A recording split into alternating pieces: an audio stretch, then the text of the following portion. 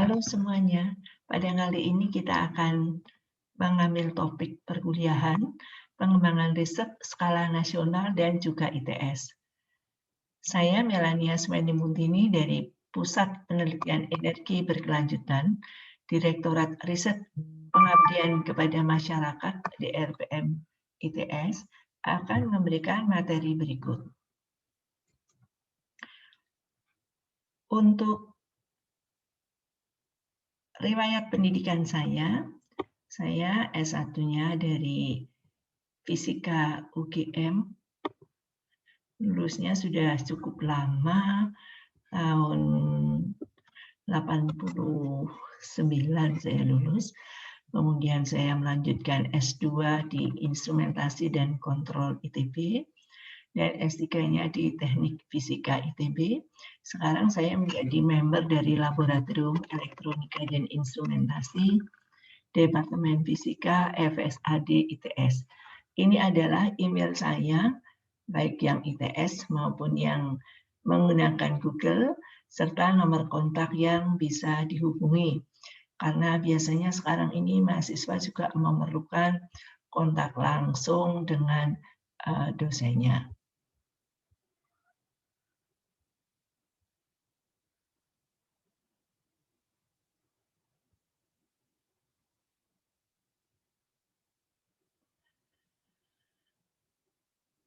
Kita akan masuk ke pembahasan apa itu penelitian. Jadi kalian sebagai mahasiswa selalu diminta atau didorong, terutama di ITS ini, untuk melakukan penelitian. Secara definisi, penelitian itu proses pengumpulan dan analisis data yang dilakukan secara sistematis dan logis untuk mencapai tujuan. Penelitian-penelitian itu tidak harus ada definisi langsung, tetapi bisa juga dilakukan secara mandiri, biasanya dilakukan secara berkelompok. Tentu saja kalian sebagai mahasiswa ITS pernah mendengar tentang PKM, Program Kreativitas Mahasiswa. Dalam program kreativitas mahasiswa, itu merupakan suatu penelitian. Maka biasanya ada saatnya harus menuliskan proposal, harus mengupload proposal, ada pembimbingan, kemudian nanti karena dalam penelitian itu ada dananya, biasanya kemudian ada pendanaan yang diberikan oleh pemerintah. Nanti juga akan ada penelitian ketika Anda melakukan tugas akhir.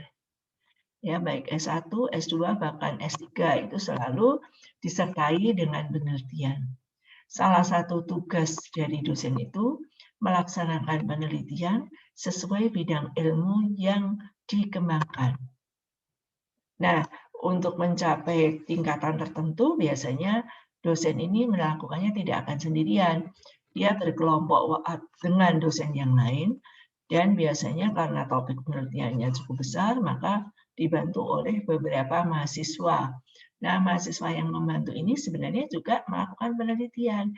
Hanya penelitiannya itu masih terarah. Ada yang mengarahkan, ada yang membimbing. Harus seperti ini, harus seperti itu, melakukannya, pengukurannya seperti ini, dan sebagainya. Nah, jadi karena proses pengumpulan dan analisis data itu harus dilakukan sistematis dan logis dengan tujuan tertentu, maka untuk tahap awal yang dilakukan oleh mahasiswa memang biasanya dilakukan secara terbimbing dan terprogram secara baik. Karakteristik dari penelitian itu harus objektif. Kita nggak bisa melakukan penelitian kemudian, oh saya nggak suka, atau oh saya lebih suka kalau hasilnya seperti ini. Itu nggak boleh. Sifatnya harus objektif. Nggak boleh punya kepentingan apapun di dalam penelitian tersebut. Selain itu juga tentang ketepatan. Harus tepat dalam melakukan penelitian. Bahwa bahkan dalam pengukuran data, pengambilan data itu bisa dilakukan secara berulang karena merasa data yang dimiliki itu tidak tepat. Harus ada verifikasinya. Benar nggak ini? Apalagi kalau penelitian-penelitian yang sifatnya sosial. Metodenya dengan menggunakan sampling, dengan wawancara, dengan FGD misalkan. Nah, ini verifikasinya harus kuat. Demikian juga dalam penelitian yang eksak. Misalkan saja Anda membuat sebuah sensor temperatur. Kebetulan bidang saya instrumen. Jadi contohnya ini peralatan dan pengukuran. Biasanya verifikasi yang saya minta kepada mahasiswa adalah, coba sensormu ini dipakai untuk mengukur air yang sedang mendidih. Dengan background pengetahuan, kita tahu air mendidih itu temperaturnya 100 derajat Celcius. Ketika kita dengan kasat mata itu melihat bahwa airnya sudah mendidih, diukur dengan sensor itu, benar enggak ini penunjukannya 100 derajat Celcius. Kalau misalkan kurang atau lebih, berarti nggak cocok. Verifikasinya nggak sesuai gitu ya. Maka dia harus melakukan perubahan terhadap hasil yang diperoleh. Karena apa? Verifikasinya tidak tepat.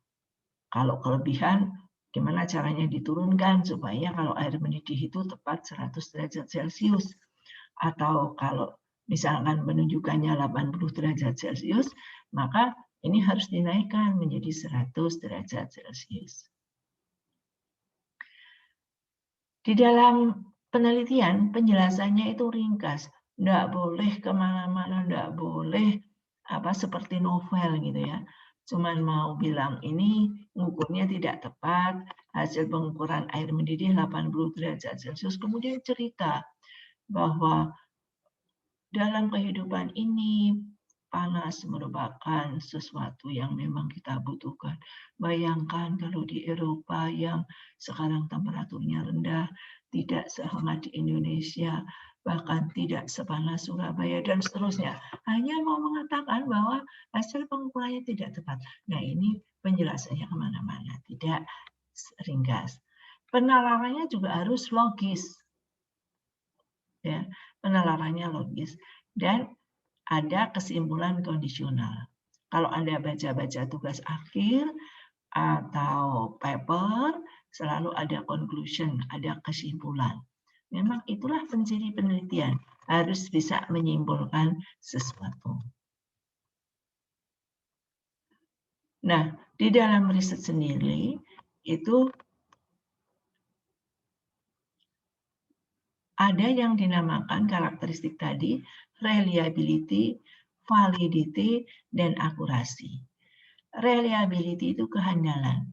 Hasil-hasil riset yang kita lakukan itu harus handal, harus tahan, harus kalau diuji dengan cara apapun memang betul hasilnya. Ya. Cara pengukuran kehandalan sendiri itu ada teorinya, karena setiap aktivitas riset yang kita lakukan selalu mempunyai dasar teori, mempunyai background pengetahuan yang kuat. Jadi, reliability atau kehandalan dalam suatu riset itu perlu dilakukan. Bahkan ini ada pengetesan-pengetesannya. Kalau hasil yang kita peroleh ini handal enggak untuk suatu sistem? Ada persyaratannya dalam kehandalan ini. Apa saja pengetesan-pengetesan yang dilakukan. Dan semuanya itu harus dilakukan secara sistematis dan logis supaya mencapai tujuan yang tertentu. Selain reliability, ini juga ada yang dinamakan validity. Harus valid hasil-hasil yang kita peroleh. Tidak boleh hasilnya kemudian melenceng jauh. Tidak sesuai dengan fakta, itu tidak boleh. Dan yang paling penting itu harus akurat. Ya, kalau Anda misalkan share location live karena perjalanan Anda dari satu tempat ke tempat yang lain dan perjalanan ini harus dipantau oleh seseorang, maka di situ ada akurasi posisinya berapa? Oh, 20 meter atau 30 meter. Maksudnya apa? Titik yang ditunjukkan di situ itu bisa saja melenceng sekitar 20 sampai 30 meter. Kalau orangnya naik kendaraan, akurasinya bisa sampai 100 meter, ngebut ini pasti. Jadi si pemandu share live position ini nggak bisa mengejar. Ini maksudnya ya akurat. Akurat itu berasal dari alat ukurnya. Biasanya juga ada nanti akurat dan precision. Akurasi dan presisi. Kalau presisi berasal dari orangnya. Kalau kita mengamati suatu benda, alatnya sudah bagus sehingga akurat. Tapi bisa saja karena orang yang mengukur itu tidak bisa mengukur dengan baik dan benar, dia tidak bisa presisi. Ya. Contoh-contoh dari riset itu ada riset yang kuantitatif, ada yang riset kualitatif. Di dunia sains dan engineering, itu lebih banyak riset-riset dilakukan secara kuantitatif. Di dunia sosial, humaniora, bisnis manajemen, itu seringkali lebih banyak yang kualitatif. Namun demikian, biasanya sekarang yang lebih disukai adalah riset-riset yang memadukan antara kuantitatif dan kualitatif. Mengapa sebuah riset dinamakan sebagai riset kuantitatif? Sebuah riset kuantitatif itu karena riset ini berkaitan dengan data yang bersifat numerik atau yang diubah atau sebuah riset yang dapat dikuantisasikan menjadi sebuah angka. Nah, angka ini menjadi lebih pasti sehingga banyak kali ada instrumen-instrumen tertentu yang digunakan agar yang hasilnya itu tidak dapat dikuantisasi, kemudian dikuantisasikan. Mengapa? Karena merasa bahwa kalau dengan angka itu lebih jelas, tolok ukurnya itu jelas. Bahkan di dunia penelitian kimia, itu juga ada yang terkait dengan kimia, maksud saya itu juga ada riset yang mengubah dari kualitatif menjadi kuantitatif. Misalkan pengetesan organoleptik. Jadi dulu mengukurnya itu secara organoleptik itu pengetesannya melalui panca indera manusia. Misalkan saja, wah ini rasanya asin. Ini agak asin. Ini asin sekali. Ini sangat asin. Ini asin pol. Nah, tadi yang agak asin, sangat asin pol itu berapa kalau kita kuantisasi? Nah, banyak sekali, terutama yang terkait dengan rasa, pengecapan, penglihatan, itu biasanya pengukurannya dilakukan secara organoleptik.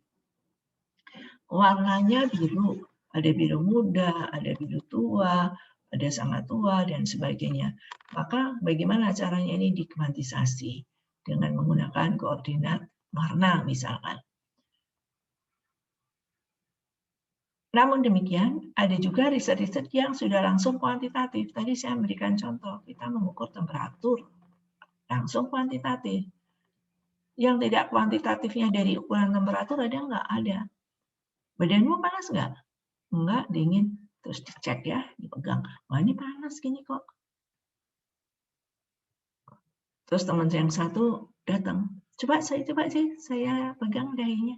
Oh, kalau ini panas sekali. Orang yang sama dites dalam waktu yang tidak lama. Satunya mengatakan tidak panas, satunya agak panas, satunya panas sekali, dan sebagainya. Ini kualitatif. Tapi kemudian diukur pakai termometer. Jadilah riset kuantitatif. Jadilah hasil pengukuran yang kualitatif. Oh, ini masih 36,7 derajat. Masih dalam normal. Begitu ya, itu riset kuantitatif.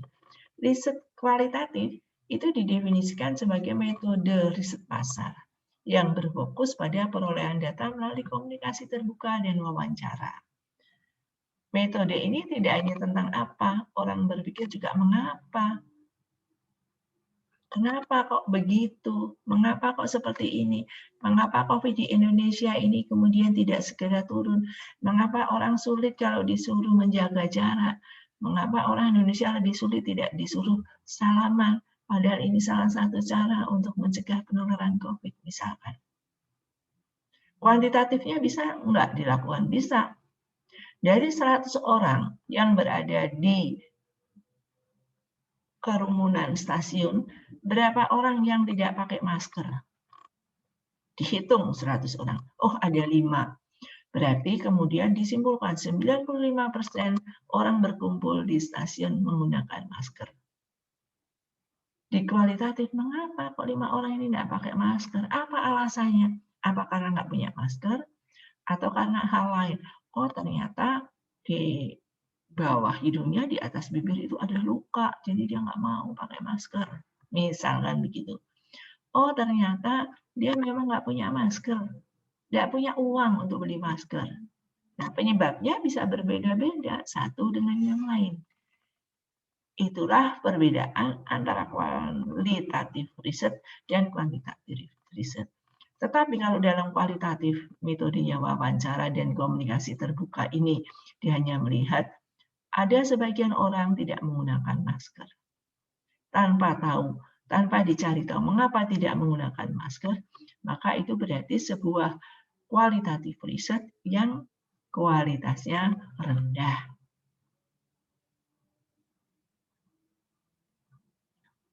Nah, jenis-jenis riset itu sendiri ada bermacam-macam. Riset yang dilakukan oleh seorang profesor di ITS misalkan tentu saja akan sangat berbeda dengan riset yang dilakukan oleh mahasiswa yang baru masuk kuliah. Jadi jenis-jenis riset ini ada yang basic, masih awal latihan riset. Ya. Bisa juga metodenya itu adalah metode tadi itu, kualitatif. Bisa juga metodenya metode kuantitatif. Kemudian ada riset dasar atau basic, ada riset terapan, ya, ada applied. Kemudian ada riset yang datanya itu kemudian disebut sebagai experimental riset misalkan. Itu ada. Nah, ini kalau ingin mendapatkan informasi lebih lanjut bisa menggunakan link yang ada di sini. Metode kualitatif itu metode riset yang sifatnya itu memberikan penjelasan dengan menggunakan suatu analisis. Jadi periset yang unggul, kalau dia menggunakan metode kualitatif yang baik, maka dia dapat melakukan analisis yang lebih tajam, lebih mendalam. Datanya sama. Kalau diberikan pada orang yang tepat, dia bisa melakukan analisis yang hebat. Tetapi kalau seseorang ini dia merupakan periset yang kurang handal dalam metode kualitatif, maka yang dia analisis itu pun dangkal. Pada pelaksanaannya, metode ini bersifat subjektif. Ya, karena kan menurut perspektif researcher-nya, ya, saya mendapatkan data seperti ini menurut saya, menurut analisis saya seperti ini. Tetapi kemudian dia akan bandingkan hasil analisis ini. Ingat bahwa salah satu penciri riset itu kan tidak boleh subjektif. Ya, walaupun tentu saja masih ada bagian-bagian sedikit yang sifatnya subjektif. Riset yang baik, dia akan membandingkan dengan yang lain supaya hasil analisisnya ini kemudian tidak menjadi subjektif lagi, tapi menjadi objektif.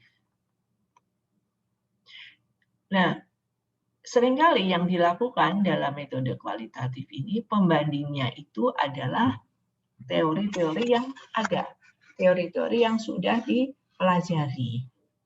Dibandingkan, oh Sarah ini teorinya seperti ini. Kalau menurut saya sebagai peneliti dengan data seperti ini, ini nanti inline nggak, sejalan nggak dengan teori yang ada. Dalam metode kuantitatif, bentuk penelitiannya kan dilakukan secara sistematis. harus terstruktur serta terperinci, tidak boleh dibalik-balik. Metode riset ini fokus pada penggunaan angka, tabel, grafik, dan diagram untuk menampilkan hasil data atau informasi yang sudah diperoleh. Nah, ini saya pernah membimbing mahasiswa. Data yang diperoleh itu, dia melakukan akuisisi data. Data yang diperoleh itu kira-kira jumlahnya 10 ribuan gitu ya, 10 ribu data, bentuknya database gitu. Kemudian saya menyampaikan ke mahasiswa saya tadi, saya ingin melihat hasil pengukuran kamu. Untuk itu silakan dibuat bentuk grafik. Grafiknya nanti ini antara ini dan ini. Yang mengagetkan saya adalah, Ibu, ini datanya itu puluhan ribu. Jadi saya kalau bikin grafik saya keberatan karena sangat banyak. Waktu itu saya langsung bilang, loh, kalau datanya banyak, saya ingin membaca justru harus dalam bentuk grafik. Saya nggak mau membaca dalam bentuk angka. Anda bisa bayangkan ya kalau punya data puluhan ribu, kemudian harus membaca datanya ini benar nggak? Ya kan, nggak bisa itu dilakukan. Kamu justru harus menampilkannya dalam grafik. Supaya saya bisa tahu bagaimanakah tren data kamu itu. Saya nggak mau kalau dalam bentuk angka, karena saya nggak akan tahu.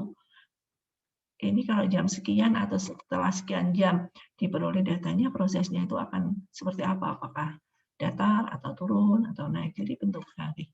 Jadi grafik ini salah satu cara untuk menampilkan data yang sifatnya kuantitatif tadi. Ya, dengan data ini kemudian kita tahu, dengan grafik ini kita tahu tren data kita. Kalau angka yang kita peroleh itu hanya sedikit, hanya 3, 4, sampai 10, mungkin dengan angka langsung kebaca. Tidak perlu grafik langsung kebaca. Tapi kalau datanya banyak, maka tampilan dari data ini harus diberikan dalam bentuk grafik ataupun diagram. Jadi penggunaannya apakah angka langsung ataukah tabel itu tergantung dari kebutuhan dan jumlah data yang diperoleh. Dalam riset dasar, sifat utamanya itu adalah eksplorasi yang mengalahkan informasi. Informasi ini dapat meningkatkan pengujian yang tidak memiliki potensi bisnis yang cepat. Eksplorasi ini berupa pemeriksaan dasar, murni, dan fundamental. Jadi dalam riset-riset dasar itu biasanya periset itu juga tidak mempunyai ekspektasi bahwa hasilnya itu dapat mempengaruhi langsung pada kemajuan teknologi maupun ekonomi. Itu jarang. Ya, karena apa? Karena dari riset dasar ini masih perlu ditingkatkan lagi sehingga nanti kemudian bisa ditingkatkan menjadi riset terapan. Tapi dalam riset dasar ini bahwa telaah ilmiahnya harus benar-benar sudah terbukti. Sehingga nanti ketika topik riset yang sama dinaikkan menjadi riset terapan, sudah tidak ada lagi perdebatan yang terkait dengan benar tidak ini hasil yang sudah dilakukan atau riset yang sudah dilakukan. Ini benar atau tidak, itu sudah tidak ada lagi. Sedangkan untuk riset terapan, dalam riset terapan, eksplorasi terapan ini dimaksudkan untuk mengatasi masalah fungsional dunia yang mutakhir, ya. Bukan untuk mendapatkan pembelajaran dan bukan untuk mendapatkan biar tahu gitu ya. Ini pengetahuannya sudah harus fix, sudah jelas. Karena apa? Di dalam riset terapan itu justru solusi yang diinginkan. Hasilnya ini solusinya seperti apa? Tujuan pemeriksaan ini adalah untuk memberikan solusi atas permasalahan tertentu secara praktis dengan harapan manfaat dan dampaknya dapat dirasakan secara langsung. Saya ingin sedikit cerita tentang penelitian saya. Saya ini orang fisika, dulu mengajarnya fisika dasar. Sudah agak lama tidak mengajar fisika dasar lagi karena ada mata kuliah yang harus diampu. Kemudian saya mengajar instrumentasi terkait dengan sensor. Bagaimana sensor itu digunakan, bahkan sampai ke bagaimana dikembangkan, dan bagaimana kemudian kalau sensor itu nggak ada di pasaran, kita harus bisa membuatnya, misalkan begitu. Satu kali ada persoalan. Persoalannya itu persoalan orang lain maksudnya ya, itu bahwa di bandara udara itu tidak ada yang mengukur tinggi aliran air. Kemudian saya diberi tantangan, bisa nggak Bu mengembangkan sensor untuk ini? Saya katakan bisa. Mengapa saya mengatakan bisa? Karena saya sudah mempunyai background pengetahuan yang cukup kuat. Di sini di riset dasar, itu saya pernah melakukan penelitian-penelitian yang sifatnya itu pengujian atau pemeriksaan dasar terhadap berbagai sensor dan karakteristiknya. Sehingga ketika melakukan riset terapan, menjawab tantangan tadi, saya tidak perlu melakukan riset dari awal, benar nggak ya? Kebetulan itu basis sensornya itu yang utama menggunakan sensor kapasitor. Saya nggak perlu lagi melakukan riset, oh kapasitor itu bisa loh mengukur. Oh, kalau menggunakan kapasitor itu dia akan sifatnya seperti ini. Nggak perlu, itu sudah lewat gitu ya. Itu sudah lewat. Tapi kemudian saya melakukan riset yang langsung memberikan solusi. Oh, ini bisa dilakukan. Oh, ini bermanfaat untuk dunia penerbangan. Dan ini praktis karena saya pasang orang lain tinggal melihat di monitor. Dampaknya sangat besar karena pilot-pilot itu terbantu dengan alat itu. Kebetulan alatnya ini sedang dipasang di Bandara Yogyakarta International Airport. Nah, itu riset terapan. Jadi saya tidak perlu lagi risetnya itu memulainya dari awal sekali, sudah harus langsung di situ. Kalau mahasiswa gimana? Biasanya dengan dosennya itu diajak dulu, dia harus yakin dulu dengan riset dasar ini. Dites beberapa ya, kemudian nanti baru dilebatkan di riset terapan. Kalau kita langsung di riset terapan dengan pengetahuan yang kurang, maka riset ini kemudian nggak bisa berkembang dengan baik dan mungkin tidak yakin dengan solusi yang diberikan. Maka kemudian masyarakat menilai ini ternyata dari ITS ini tidak bisa menyelesaikan masalah yang kita hadapi. Misalkan begitu ya. Itu perbedaan antara riset dasar dan riset terapan. Riset terapan itu dampaknya itu harus terasa kuat gitu. Bagaimana kalau untuk ITS? Untuk pengembangan ITS.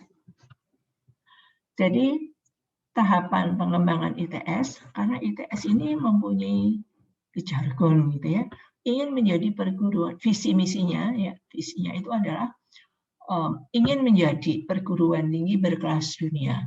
Sehingga kita seringkali ranking kita dunia berapa? Ada peningkatan pengakuan internasional. Kita itu dikenal nggak oleh dunia internasional bahwa ada loh ITS. Bahkan di kalangan mahasiswa itu ada yang ini loh ITS. Nah ini loh-nya itu yang seperti apa kan gitu kan ya. Jadi itulah kelas dunia. Cara berkomunikasinya juga harus kelas dunia. Maka sekarang ITS mempunyai kelas-kelas internasional. Ya. Dan selalu ada unit yang mengurusi kerjasama internasional. Ya. Harus berkontribusi pada kemandirian bangsa. Banyak hal yang bisa kita lakukan untuk supaya kemandirian bangsa ini terwujud. Jadi kita mengambil peran sebagian. Penelitian dan pengabdian masyarakat serta menjadi rujukan dalam pendidikan. Oh, kalau ITS itu mesti kayak gini, punya kelas tertentu, jadi dirujuk. Kita banyak ditiru oleh yang lain, entah sistem apapun, oleh perguruan tinggi lain. Kita bisa melihatnya dari banyaknya perguruan tinggi lain, baik dalam maupun luar negeri, yang melakukan studi banding ke ITS. Karena mendengar ITS lebih bagus, studi banding ke sana, gitu ya. Baik pendidikan, penelitian, dan pengabdian masyarakatnya, serta dalam hal pengembangan inovasi, terutama inovasi-inovasi yang menunjang industri dan kelautan. Jadi setiap insan yang ada di ITS ini harus memberikan kontribusi supaya ini semua tercapai. Seperti tadi yang saya contohkan tadi ya, dalam penelitian setiap dosen juga harus memberi kontribusi. Kalau semuanya memberi kontribusi, maka mudah-mudahan nanti visi ini dapat terwujud. Jadi dalam mahasiswa, dalam dunia penelitian mahasiswa, PKM ITS itu sangat terkenal. Yang ngusulin banyak, yang berminat banyak untuk PKM ITS ya. Jadi mudah-mudahan itu nanti kemudian bisa terus terwujud dan menjadi penciri ITS. ITS sebagai perguruan tinggi yang hanya riset saja, nggak mengandalkan apa risetnya itu mau dipakai apa enggak, berdampak apa enggak, itu sudah berlalu. Sudah mulai tahun-tahun sebelumnya. Jadi ITS sebagai perguruan tinggi riset. Artinya apa? Bahwa ITS ini harus menjadi perguruan tinggi dengan reputasi internasional dalam ilmu pengetahuan dan teknologi, terutama yang menunjang industri dan kelautan berwawasan lingkungan. Salah satu pencirinya adalah banyak enggak paper dari mahasiswa ataupun dosen ITS ini yang dirujuk oleh orang lain, yang disitasi oleh orang lain. Kalau ITS ini sudah kuat sebagai perguruan tinggi riset, maka menginjak selanjutnya adalah ITS sebagai perguruan tinggi riset dan inovasi. Banyak inovasinya, banyak patennya, dan sebagainya. Kalau sudah banyak paten, banyak riset yang baik, maka kemudian hasilnya itu bisa dijual, dipakai oleh masyarakat luas, itu kan bisa dibeli oleh pemangku kepentingan. Jadi ini ITS sebagai perguruan tinggi entrepreneurial. Jadi menjadi perguruan tinggi yang tinggi entrepreneurial, berkelas dunia, yang menjadi pilar kekuatan ekonomi bangsa melalui pendidikan, penelitian, pengabdian masyarakat, dan pengembangan inovasi, serta penciptaan produk inovasi, sains dan teknologi. Secara pribadi saya merasa sudah ke arah itu, tadi seperti yang saya contohkan tadi. Karena waktu ada dari ICAO, International Civil Aviation Organization, jadi organisasi yang mengawasi tentang penerbangan di dunia ini, melihat peralatan saya, kemudian wah ya ini sangat bermanfaat, mudah-mudahan negara lain pun juga akan menggunakannya dan membelinya gitu ya. Jadi oh ya oke, saya sudah berkontribusi dalam hal itu, walaupun belum banyak tentu saja, tapi paling tidak semua orang yang ada di ITS ini diminta untuk berkontribusi.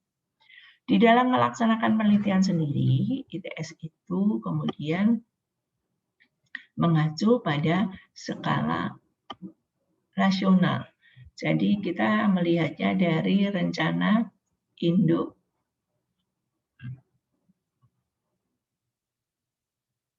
Riset Nasional tahun 2017 sampai 2045. Ini merupakan dokumen perencanaan sektor riset secara nasional. Visi, misi, tujuan, dan sasaran rencana Indo Riset Nasional ini adalah ingin supaya Indonesia ini berdaya saing dan berdaulat berbasiskan iptek. Tidak semuanya impor, tapi kita bisa menciptakan sendiri.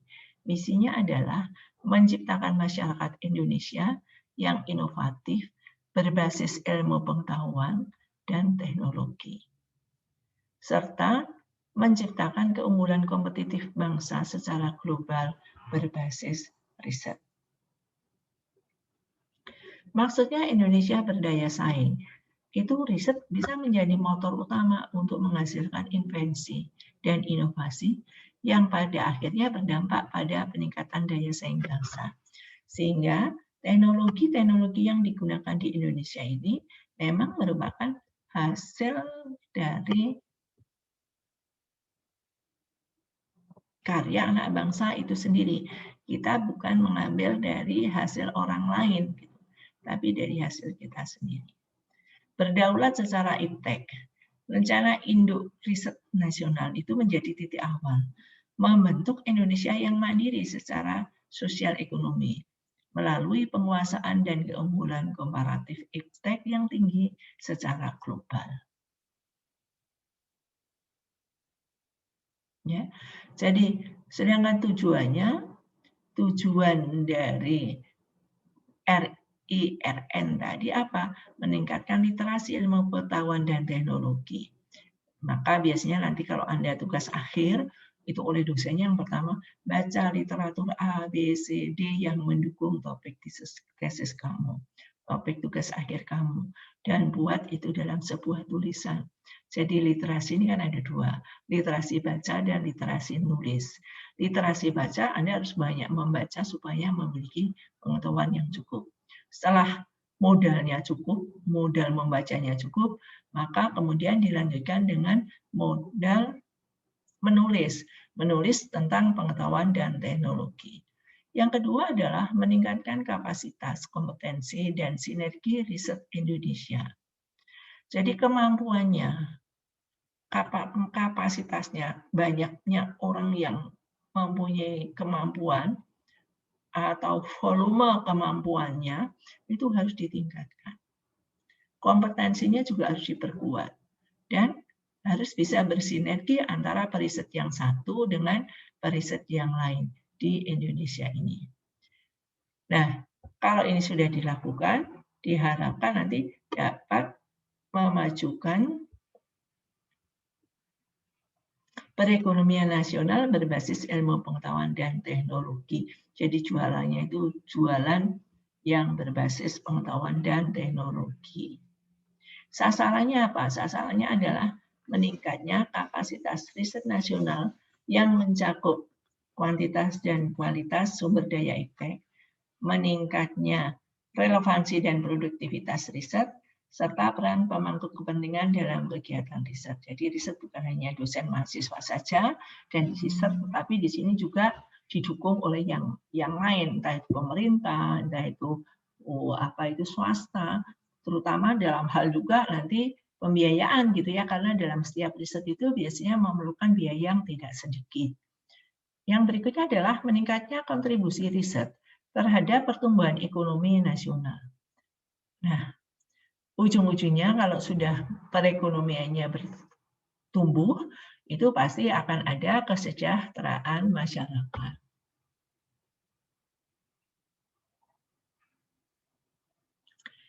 Penetapan fokus riset pada PRN, prioritas riset nasional, itu ada bidang risetnya ada pangan, energi, kesehatan, transportasi, produk rekayasa keteknikan, hankam, kemaritiman, soshum, seni budaya, pendidikan, dan lainnya. Ini untuk PRN 2020-2024. Dari bidang riset ini kemudian fokus risetnya itu adalah pangan, energi, kesehatan dan obat, ada transportasi, produk rekayasa keteknikan, pertahanan dan keamanan, kemaritiman, sosial, hukum, seni budaya, dan pendidikan. Serta bidang riset lainnya yang multidisiplin dan lintas sektor. Jadi ini adalah fokus-fokus riset. Nah, Anda perhatikan di sini ya fokus riset yang sudah disusun oleh pemerintah. Penjabaran 10 fokus riset berdasarkan rencana induk riset nasional itu dapat dibaca sebagai berikut. Jadi ada 10 fokus.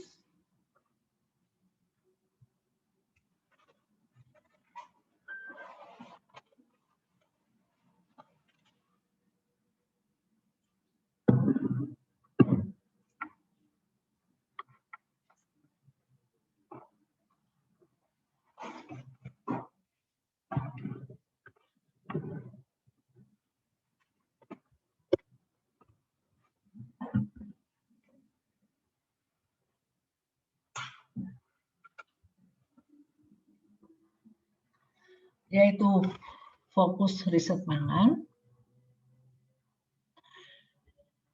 Kalau riset pangan ini pasti terkait dengan pertanian ya. Jadi pertanian ini diharapkan mampu menghasilkan jenis komoditas pangan dan atau varietas unggul yang adaptif terhadap kondisi agroekosistem masing-masing karakteristik lahan suboptimal. Hal ini penting mengingat Indonesia memiliki lahan suboptimal yang sangat luas. Jadi lahannya itu tidak bisa secara optimal digunakan sebagai lahan pertanian gitu ya. Misalkan karena lahannya itu kering, masam, ada rawa lebak, rawa pasang surut, ada rawa saja, kemudian lahan gambut, lahan kering, iklim kering. Jadi kalau musim kemarau dia sudah nggak bisa diapa-apakan gitu ya. Sementara itu teknologi untuk pengelolaan lahan suboptimal itu relatif telah tersedia. Ya. Sudah ada cara-caranya gimana sih kalau bercocok tanam di lahan gambut dan sebagainya. Oh iya, sebelum lupa ya. Jadi nanti seperti yang sudah saya sampaikan di My Classroom, itu akan ada tugas kelompok. Tugas kelompok itu beberapa mahasiswa dan nanti luarannya itu adalah bentuk proposal PKM. Paling tidak nanti PKMP, PKM penelitian. Jadi dalam menyusun PKM penelitian, itu Anda harus memperhatikan fokus riset ini. Misalkan Anda ingin sesuai dengan pangan gitu ya. Ini persoalannya ada. Anda bisa mengangkat satu persoalan di sini, sebagian dari persoalan di sini, kemudian dicarikan solusinya dan dituliskan dalam bentuk proposal format PKM. Nanti pada minggu ke-6 kita akan ketemu dan kalian diminta untuk presentasi setiap kelompok. Setiap kelompok akan presentasi 10 menit gitu ya. Sehingga penjabaran 10 fokus riset ini berdasarkan RIN ini sangat penting untuk Anda semua. Jadi nanti silakan ya diperhatikan. Nanti kira-kira satu kelompok itu siapa, dengan siapa Anda berkelompok. Kemudian nanti buat satu tema, disusun proposal PKM, dan nanti dikumpulkan pada akhir minggu ke-5. Kalau minggu ke-6 nanti saya akan ketemu lagi di kelas ini dan mendengarkan hasil proposal PKM Anda. Satu kelompok tadi. Jadi Anda bisa mengambil temanya tentang pangan, bisa tentang riset energi. Nah, kebetulan kalau riset energi ini, saya dari Puslit Energi Baru Terbarukan di Direktorat Penelitian dan Pengabdian Masyarakat ITS. Jadi kalau nama Puslitnya adalah Puslit Energi Berkelanjutan. Salah satunya adalah tentang energi baru terbarukan. Jadi sekarang ini kalau energi baru terbarukan dan konservasi energi itu sedang sangat populer ya, baik di Indonesia maupun di secara internasional. Dalam pertemuan G20 para pimpinan negara G20 itu selalu energi menjadi salah satu sektor dan menjadi isu yang digaungkan di pertemuan tersebut. Jadi untuk fokus riset ini bisa menemukan energi baru dengan melakukan intensifikasi eksplorasi dan eksploitasi untuk mempertahankan produk migas dan pengembangan energi baru terbarukan. Banyak sekali ini ya, misalkan dari biomasa, kemudian dari tenaga air, tenaga surya, tenaga angin, kemudian hybrid, tenaga laut, dan sebagainya. Mengurangi pemakaian BBM dengan menguasai teknologi dan pemanfaatan batu bara dengan clean coal teknologi. Jadi ini batu bara di Indonesia ini kan cukup banyak. Boleh dipakai tapi clean coal teknologi menggunakan CCT ya. Menggunakan CCT. Gimana nih teknologinya supaya batu bara dipakai tapi clean.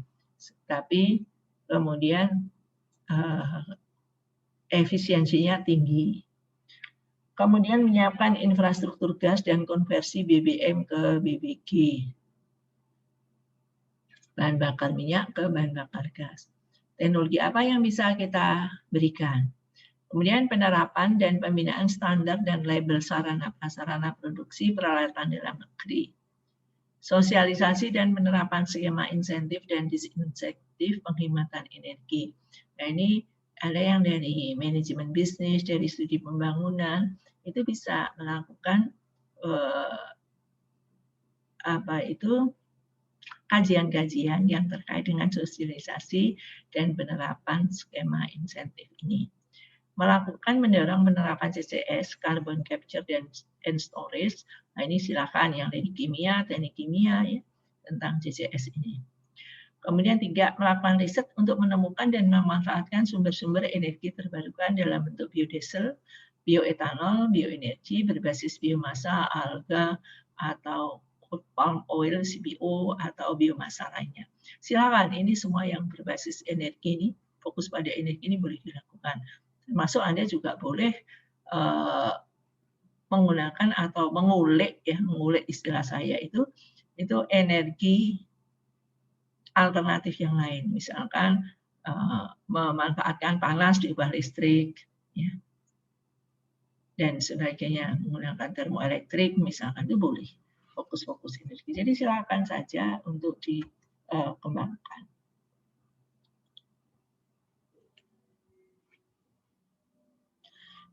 Kemudian untuk riset kesehatan dan obat. Jadi ini bukan hanya orang-orang di kedokteran saja yang fokus pada riset kesehatan dan obat ini, tetapi juga tentang teknologi pengembangan nutrisi. Kalau sudah ada teknologi pengembangan nutrisi, di sini perlu peralatan, perlu sensor, dan sebagainya, maka kita bisa terlibat. Teknologi pengembangan diagnostik dan alat kesehatan untuk mengurangi ketergantungan impor. Nah, ini teman-teman dari medis itu, ini sangat mungkin untuk mengambil peran di teknologi pengembangan diagnostik. Kemudian teknologi pengembangan produk biofarmaseutika, teknologi pengembangan bahan baku obat untuk substitusi impor, teknologi pengembangan tanaman obat dan obat-obat tradisional Indonesia. Ini saya lihat di biologi, kimia, itu banyak yang mengembangkan juga ya. Itu boleh dilakukan sebagai fokus riset kesehatan dan obat.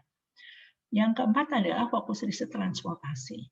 Bagaimana transportasi multimoda dan konektivitas nasional itu terwujud. Ada sistem transportasi perkotaan, sistem transportasi untuk sistem logistik, teknologi keselamatan dan keamanan transportasi, klaster industri transportasi, dan riset pendukung transportasi. Nah, fokus riset yang kelima itu adalah untuk bidang riset teknologi informasi dan komunikasi atau TIK. Tentu saja di sini kita di ITS bisa berperan banyak dalam hal pengembangan infrastruktur TIK atau IT security, pengembangan sistem dan framework atau platform perangkat lunak berbasis open source untuk mendukung e-government, e-business, dan sebagainya. Pengembangan teknologi peningkatan konten TIK, khususnya pengembangan teknologi dan konten untuk data dan informasi geospasial. Nah, monggo silahkan ini bisa diambil. Dan penelitian pendukung bidang TIK, termasuk riset sosial pendukung TIK. Jadi dalam melakukan riset kualitatif ini, kalau kita didukung dengan TIK juga akan semakin bagus ya. Jadi misalkan pelaporannya itu tidak lagi menggunakan kertas dan sebagainya, tetapi menggunakan aplikasi-aplikasi yang dikembangkan oleh ITS sendiri. Ada juga fokus riset tentang pertahanan dan keamanan. Ini di ITS juga ada dosen yang mengembangkan bagian ini ya, riset tentang pertahanan dan keamanan, buat peluru dan sebagainya. Riset untuk material maju. Jadi tujuannya adalah supaya Indonesia ini menguasai material strategis pendukung produk-produk teknologi. Ya. Jadi bahan magnet, panah jarang, material baterai padat, material basis silikon, dan sebagainya. Ini Indonesia ini punya potensi yang luar biasa. Nah, ini harus ada penelitian-penelitian mendukung bahwa yakin bagaimana cara memanfaatkan material yang ada di Indonesia ini menjadi material yang bisa mensubstitusi produk impor. Fokus riset kemaritiman, nah ini banyak banget yang kemaritiman ya, yang fokus maritim ini. Kemudian fokus riset kebencanaan,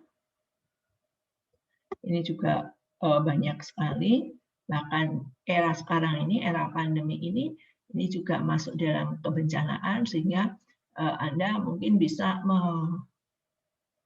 berinovasi ya, apa-apa yang mendukung tentang penanganan kebencanaan COVID. Misalkan saya lihat ada yang berinovasi yang memakamkan jenazah secara menggunakan alat tertentu sehingga orang tidak menyentuh peti ataupun keranda jenazah misalkan. Cara pemulasaran jenazah ada yang mengembangkan. Bagaimana kita mengembangkan masker yang ramah lingkungan misalkan seperti itu ya. Ramah lingkungan tetapi juga memenuhi standar SNI tertentu.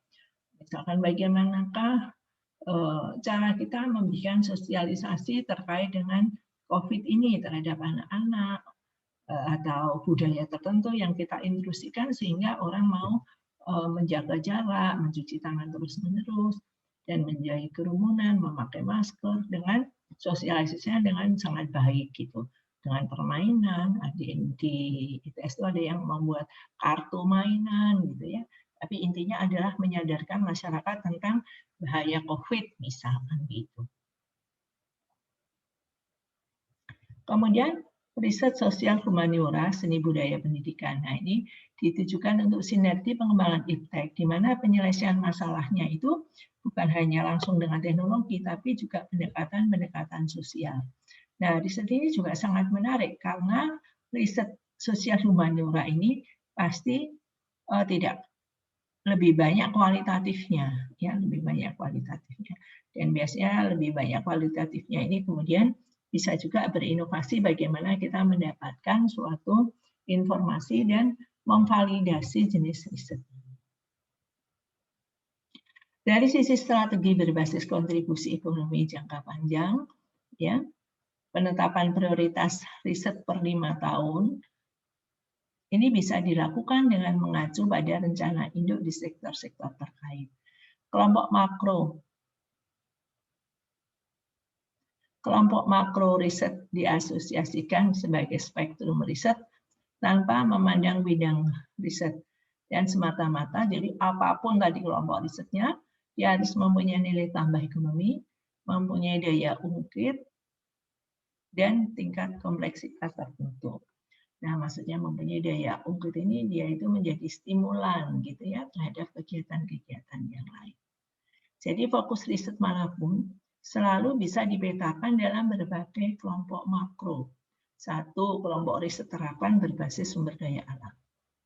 Jadi itu ya, mau teknologi hankam, mau pasca panen, mau energi, ini basisnya sumber daya alam selalu ada gitu. Kelompok riset maju berbasis sumber daya alam. Ini contohnya rekayasa genetika, teknologi pengolahan mineral. Ya. Kelompok riset terapan manufaktur, contohnya riset rekayasa untuk mendukung proses manufaktur tanpa mengubah sifat asli materialnya. Kelompok riset maju manufaktur, jadi kalau tadi terapan manufaktur, ini riset maju ya.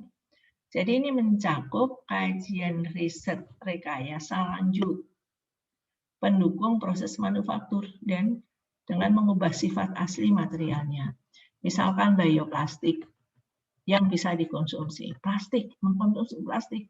Enggak, tapi ini bioplastik. Ini bisa dimakan, begitu ya, sehingga mengurangi sampah. Material baru untuk magnet permanen atau dalam teknologi informasi. Kelompok riset teknologi tinggi mencakup kajian riset yang bisa diaplikasikan dan dibutuhkan dan membutuhkan penguasaan teknologi lintas disiplin. Contohnya teknologi roket, radar, drone, dan sebagainya. Kelompok riset rintisan terdepan mencakup kajian riset yang belum bisa langsung diaplikasikan, serta ditujukan untuk menjawab keingintahuan ilmiah. Contoh fisika energi tinggi, eksplorasi bawah laut, eksplorasi antariksa, dan sebagainya. Ini termasuk di dalam kelompok riset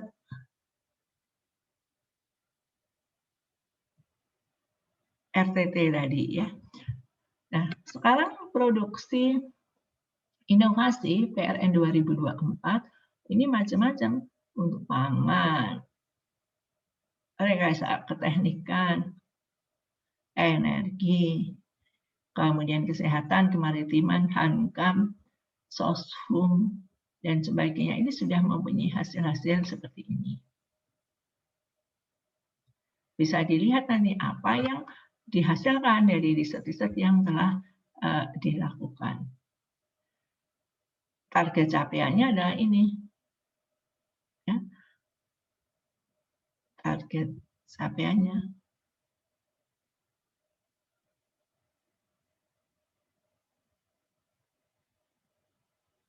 Dan siapa yang melaksanakan semuanya jelas ada semua.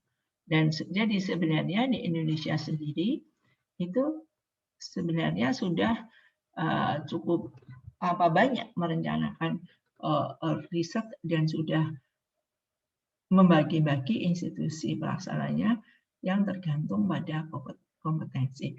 Dan semua ini perguruan tinggi ini bisa terlibat. Jadi itu tentang riset nasional. Sekali lagi saya sampaikan bahwa salah satu hal yang harus kalian pikirkan adalah bagaimana kita berkontribusi.